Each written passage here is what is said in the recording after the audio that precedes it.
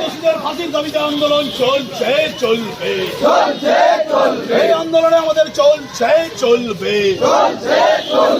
আমাদের আন্দোলন চলছে চলবে, এই দোষীদের ফাঁসি দিতে হবে, সিবিআইকে দ্রুত তদন্ত শেষ করতে হবে, সিবিআই দ্রুত তদন্ত শেষ করছে না কেন জবাব চাই, জবাব দাও, সিবিআই দ্রুত তদন্ত শেষ করছে না কেন জবাব চাই, জবাব দাও।